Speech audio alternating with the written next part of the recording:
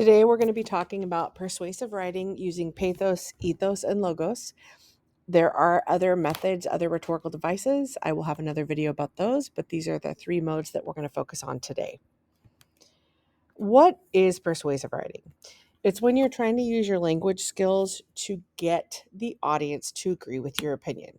You need to take a stand or you want to make an action happen, so you use persuasive writing to engage your audience and make them agree with you.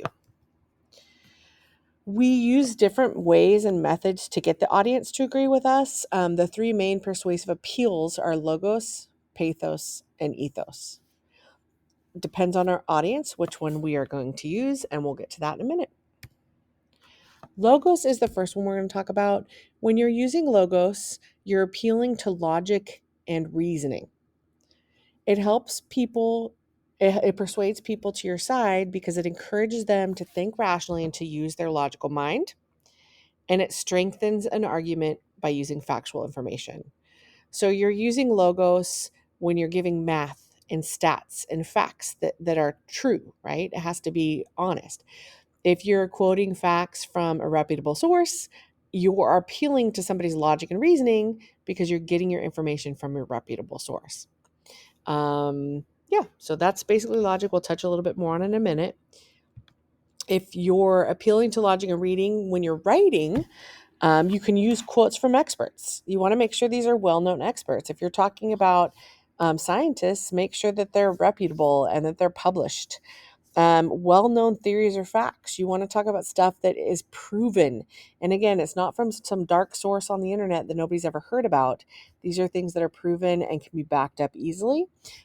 For example, if you're talking about the sun, the total solar eclipse that we experienced at school in 2024, you probably wouldn't say that somebody in your third period told you the world would blow up. You're going to want to find some information from nasa.gov or from some reputable science websites.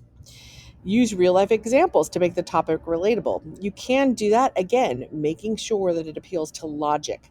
For example, if you're talking about a logical, my brain just completely went blank. Okay, my brain's back. So if I was talking about my English class from last year, and I would say that they improved in their reading, I might say something like 20% of my students improved by 2 or more grade levels according to iReady data from 2022, 2023. That's data and statistics from my life as a teacher. So that's a personal story that is still appealing to logic and reason. All right, pathos appeals to emotions and ideals. All right, so that's when you're appealing to somebody, you want to make them feel something to inspire them to act or to come across to your side. Emotions, remember, there are a huge range of emotions, so there's many ways you can do this. It works by making the audience feel something. That you need to make them feel afraid, sad, sympathetic, happy, or angry. Fear, you want to make them feel as if they couldn't live a regular life without this product, or if they don't act, things will change for the worse. That's the way fear is used. We've talked about a couple of the other ones. So you have to appeal to that emotion again based on what you're trying to convey. It can also support the ideal that the audience feels strongly about.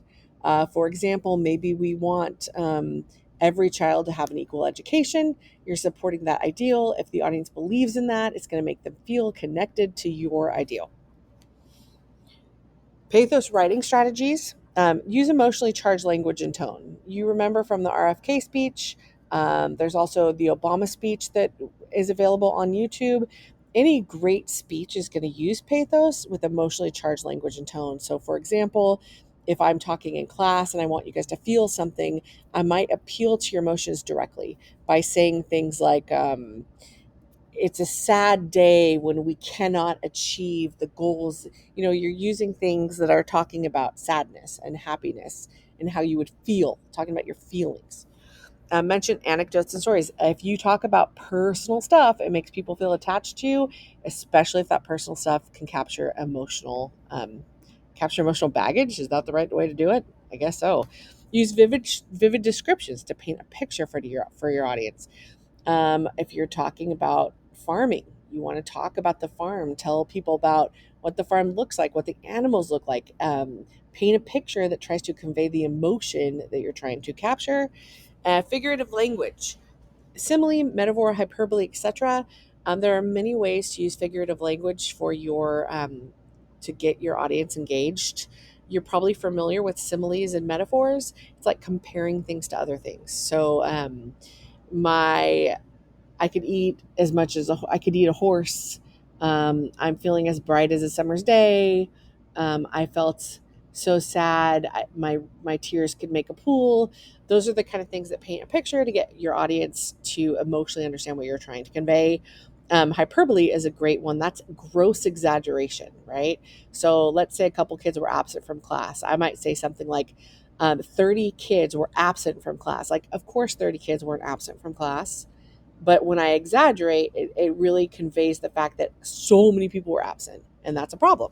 So, exaggeration can be very effective if you're doing it so exaggerating, if you're exaggerating so much that we know it's an exaggeration. Otherwise, it's just called lying. All right. So, ethos is appealing to credibility or expert opinion.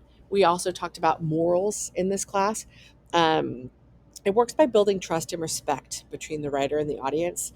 Ethos, appealing to credibility, appealing to experts. We need to trust the person giving the message. It strengthens the argument by having us trust that person. Writing strategies, make sure your writing is on point. You need to make sure it's spelled right with appropriate language so we trust you, right? Also, when you're talking about other people, make sure you're referencing credible sources. I don't want you to go to Wikipedia. That is not going to be using ethos. We're going to look at a couple examples. In fact, I'm going to have you look at these examples. So, this slideshow is going to be available for you. I'm going to slide through it. You're going to pause it.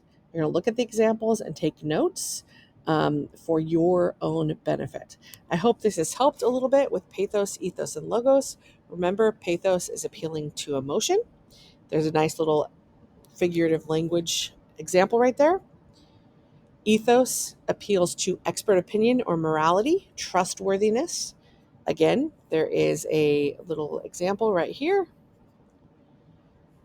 And logos is appealing to logic and reasoning. So take a look at this. And as you go, please pause at the slides so that you can determine what you need and take some notes. I hope this helps. And again, I will have another video about some of the other devices.